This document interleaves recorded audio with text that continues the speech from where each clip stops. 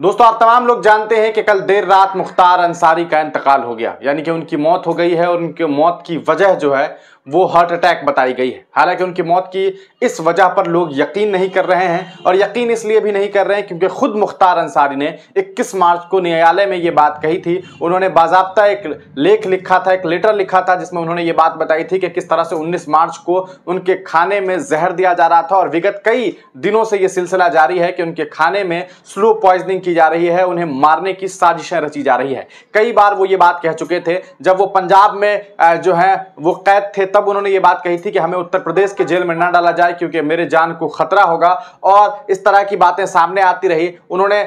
अपने लेटर में यह भी बात लिखी थी कि ऐसा ही मामला 40 दिन पहले भी आया था, जब खाने में जहर वाली जो बात की गई थी, और फिर अचानक से उनकी तबीयत बिगड़ी, उन्हें बांदा जेल से निकाल करके जो है वो अस्पताल ले जाया गया। अस्पताल ले जाने के बाद आपने देखा कि फिर उन्हें बांदा जेल ले जाया गया, और फिर उन्हें जो है अस्पताल लाया गया, और इस दरमियान उनकी हार्ट अटैक से मौत हो गई, ऐसी खबर सामने आई। लेकिन सवाल ये उठता है कि आखिर पिछले कुछ सालों में जिस तरह से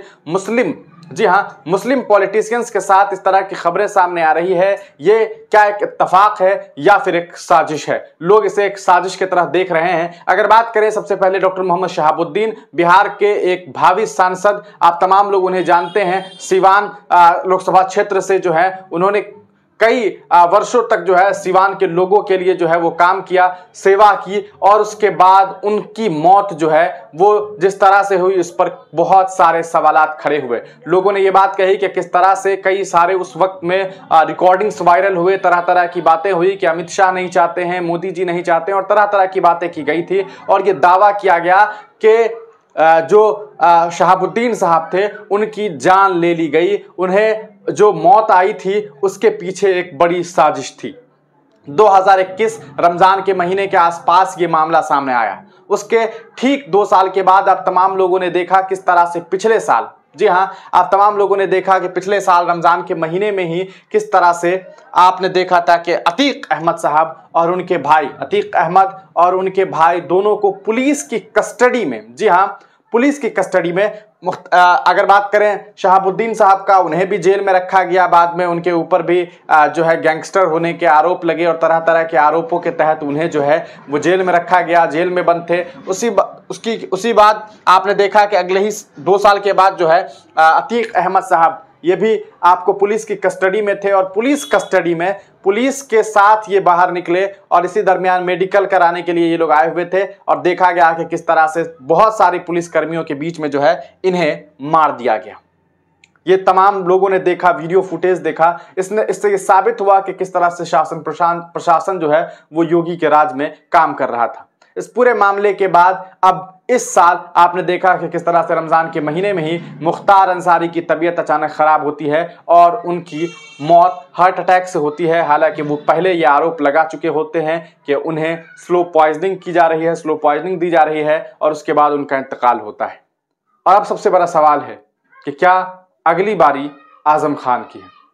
ये बात इसलिए चर्चे में है, ये बात लोग इसलिए कह रहे हैं क्योंकि यकीनन आजम खान साहब को भी कई वर्षों से जो है वो परेशान किया जा रहा है। छोटे छोटे मामलों में जो है इन्हें जेल में कैद किया जा रहा है, किसी के घर में तोड़फोड़ के लिए, तो कभी 15,000 रुपये के लूट के लिए, मतलब आरोप भी ऐसे ऐसे लगाए जा रहे हैं, और इन आरोपों के तहत जो है इन्हें जेल में कैद किया गया हुआ है। आप तमाम लोग जानते हैं, लगातार 7 साल की सज़ा, फिर 7 साल की सज़ा, और इस तरह से जो है आजम खान साहब जेल में बंद हैं। लेकिन सबसे बड़ा सवाल यह है कि क्या आजम खान साहब की बारी है? क्योंकि जिस तरह से ये मौत हो रही है, ये तमाम जो तस्वीरें सामने आ रही है, इससे लोगों के भरोसे टूट रहे हैं। आपको बता दें, इस पूरे प्रकरण पर आजम खान साहब की सेफ्टी को लेकर के जो है हम आपको बताएं दोस्तों कि समाजवादी पार्टी के एक नेता है IPS सिंह, उन्होंने ट्वीट करके ये बात लिखी है, माननीय सुप्रीम कोर्ट से मेरी व्यक्तिगत अपील है कि 8 बार के विधायक, सांसद एवं अनेकों बार के कैबिनेट मंत्री रहे श्री आजम खान साहब को फौरन उत्तर प्रदेश की जेल से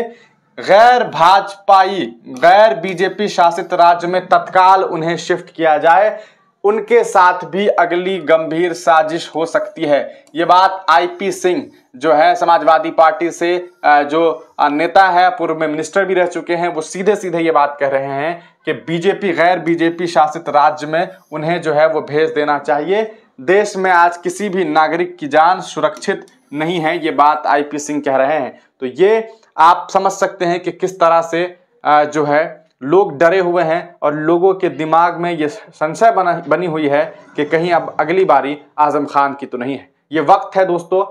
मुत्तहिद होइए, एक साथ मिल करके अपने एक इत्तेहाद जो है पेश करिए और ख़ास करके अपने लोगों